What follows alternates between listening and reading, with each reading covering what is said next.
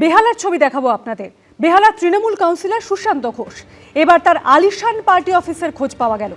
120 নম্বর ওয়ার্ডের তৃণমূল কাউন্সিলর সুশান্ত ঘোষ তার সুদৃশ্য পার্টি অফিসের মধ্যেই রয়েছে বিছানা, রান্নাঘর, শৌচাগার।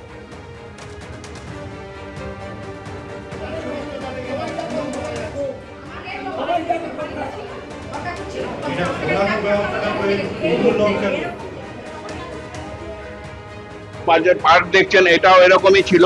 এটা এক্সট্রা জায়গা, সেই জায়গাটাকে ওরা বাউন্ডারি করে রুম বানিয়েছে। এটা এই যারা এখন রুলিং পার্টি, মানে মানে এক্স রুলিং পার্টির কাউন্সিলরের এলাকা, ওরা এটা বানিয়েছে। কাউন্সিলরের নাম সুশান্ত ঘোষ, 120 নম্বর। আর sofa, dining table, AC, TV সবই আছে। যত রকম আসবাব দরকার হয়,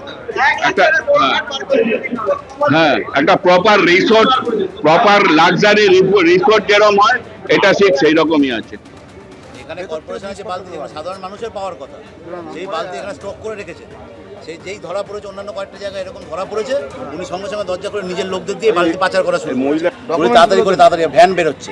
এটা কোকোলাবাগানের একজন লোকের বাড়ি, উনি জোর করে সেটা দখল করে রেখে দিয়েছিলেন। দীর্ঘদিন ধরে এটা পার্টি অফিসের নামে এখানে অনেক কিছু কাজকর্ম চলতো। যেরকম এখানে দেখতেই পাচ্ছেন ভেতরে কি পাওয়া গেছে। পার্টি অফিস তো নয়, ভেতরে একটা বিলাসবহুল হোটেল। প্রথমে এটা ধরবাবুর ঘর ছিল। ধরবাবুর ঘর থেকে আমরা জানতে পারলাম এটা গরিব লোকেদের জন্য, বিয়ে বাড়ি বা বার্থডে যারা করতে পারেন তাদের জন্য হবে। হঠাৎ করে শুনলাম না এটা কাউন্সিলর অফিস হয়ে গেছে, কিন্তু এখানে কোনোদিন কাজ হয়নি কাউন্সিলর অফিসে। আমরা কোনোদিন পাড়ার লোকরা যাইনি। বিধানসভায় সই জালিয়াতি কাণ্ডে সিআইডির তলবে এই নিয়ে তৃতীয়বার হাজিরা এড়িয়ে গেলেন অভিষেক বন্দ্যোপাধ্যায়। সূত্রের খবর, ডেডলাইন শেষ হওয়ার ঠিক আগের মুহূর্তে গড়হাজির থাকার কারণ জানিয়ে রাজ্য পুলিশের গোয়েন্দা শাখাকে চিঠি দিলেন অভিষেক বন্দ্যোপাধ্যায়। চিঠিতে জানালেন, রাজ্যের বাইরে থাকার কারণে তিনি ভবানী ভবনে হাজিরা দিতে যেতে পারছেন না। যার বাড়ি, যার office, say in absence of him, আমি কোথায় কি আছে আমি জানি না। করব না মানেটাই তো অবস্ট্রাকশন নাকি? এটা কিন্তু আপনি বাধা দিলেন। প্রাক্তন মুখ্যমন্ত্রী মমতা বন্দ্যোপাধ্যায়ের কালীঘাটের বাড়ি লাগোয়া পার্টি অফিসে তল্লাশি চালালো সিআইডি। ভর দুপুরে আচমকাই উত্তপ্ত হয়ে উঠল পরিস্থিতি। আমি কোনো বাধা দিচ্ছি না, আমি অ্যাপিল করছি। না, কোনটা মিসলিড কথা বলছেন? ওই যে ওরা বলছে আপনি বাধা দিচ্ছেন, আমি বাধা দিচ্ছি না। না না না, একটা বাধা দেওয়ার মানে কি? আপনি তো ভার্বালি আমাদেরকে অ্যালাউ করছেন না। না না, আমি আমি বলছি অ্যালাউ করছেন আমি না, বলতে পারবো না। 2 ঘন্টার তল্লাশি অভিযান শেষ। সিআইডি টিম বেরিয়ে এসেছেন। হাতে তারা বেশ কিছু নথিপত্র নিয়ে এসেছিলেন, হাতে তারা বেশ কিছু নথিপত্র নিয়ে বেরিয়ে যাচ্ছেন। কিন্তু যে 2 ঘন্টার তল্লাশি অভিযান চললো, তার আগের যে 45 মিনিটের টান নাটক, সেই প্রায় 3 ঘন্টা সময় পর কালীঘাট ছাড়ছেন সিআইডির আধিকারিকরা। আর শুধু কালীঘাটই নয়, কামাত স্ট্রিটে অভিষেক বন্দ্যোপাধ্যায়ের অফিসেও সই জালিয়াতি কাণ্ডে তল্লাশি অভিযান চালালো সিআইডি। সিআইডির অফিসিয়ালসরা এই মুহূর্তে অভিষেক ব্যানার্জি ক্যামাক স্ট্রিটের অফিসে আসছেন। সিআইডি তদন্তকারী অফিসারেরা এই মুহূর্তে ক্যামাক স্ট্রিটের গ্রাউন্ড ফ্লোরে যেমন তারা রয়েছেন, তাদের একটা টিম ওপরে গেছে। বিধানসভা থেকে লোকসভা, এমনকি রাজ্যসভা, তছনছ মমতা বন্দ্যোপাধ্যায়ের সাথে তৃণমূল। পলেস্তরা খসে পড়া দেওয়াল আর আগাছায় ভরা জরাজীর্ণ কাঠামো নিয়ে মমতা বন্দ্যোপাধ্যায়ের তৈরি দল যেন নিজের অতীতের কঙ্কালসার সাক্ষী হয়ে দাঁড়িয়ে আছে। আর এই ভাঙনের শুরুটা হয়েছিল বিধানসভার সই জালিয়াতি কাণ্ড দিয়ে, যার তদন্ত করেছে সিআইডি। সই জালিয়াতি কাণ্ডে সিআইডি বারবার তলব করলেও এখনো একবারও হাজিরা দেননি অভিষেক বন্দ্যোপাধ্যায়।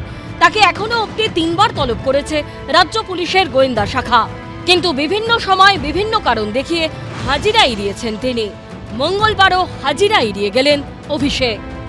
তিনি যদি মনে করে থাকেন যে তিনি পালিয়ে বেড়াবেন তার শিষ্য পুষ্পার মতো, গতকাল পুষ্পাকে যেরকম ধরা হয়েছে নেপাল বর্ডার থেকে, আমি জানি না এত সাহস, এত বাঘের বাচ্চা তারা কেন পালিয়ে বেড়াচ্ছে।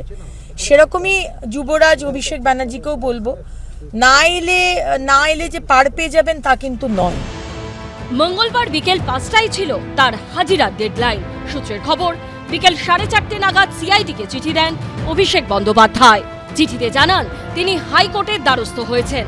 রাজ্যের বাইরে থাকার কারণে তিনি ভবানী ভবনে হাজিরা দিতে যেতে পারছেন না। এবার ধরে জেলে ভরে দেওয়া উচিত তাকে, এটা আইন তাই বলে। বারবার ডাকবে কেন? সরকার উচিত তাকে, যদি কিছু বলার থাকে জেল কাস্টডিতে নিয়ে নে, কাশুদের জিজ্ঞাসাবাদ করবে। শোভনদেব চট্টোপাধ্যায়কে বিরোধী দলনেতা নির্বাচিত করে বিধানসভায় তৃণমূলের পরিষদীয় দলের তরফে যে চিঠি দেওয়া হয়েছিল তাতে কয়েকজন বিধায়কের সইতে অসঙ্গতি পাওয়া গেছে। সেই তদন্তভার রাজ্য সরকার তুলে দিয়েছে সিআইডির হাতে। দলের সর্বভারতীয় সাধারণ সম্পাদক হিসেবে ওই চিঠিতে অভিষেক বন্দ্যোপাধ্যায়ের স্বাক্ষর ছিল। সে অভিষেক বন্দ্যোপাধ্যায় কোঅপারেট করার জন্য টাইম চেয়েছেন, টাইম দেবেন কিনা সেটা প্রশাসনের ব্যাপার, যদি প্রশাসন টাইম দেয় ভালো। আমরা অনুরোধ করছি। বারবার ডাকা হচ্ছে, নোটিশ দেওয়া হচ্ছে, কিন্তু হাজির হচ্ছেন না অভিষেক বন্দ্যোপাধ্যায়। এবার কি করবে সিআইডি? কোন পথে হাঁটবে তারা? পার্থপ্রতিম ঘোষ, বিজেন্দ্র সিংহ ও রাজা চট্টোপাধ্যায়ের রিপোর্ট, এবিপি আনন্দ। এবিপি আনন্দ, এগিয়ে থাকে, এগিয়ে রাখে।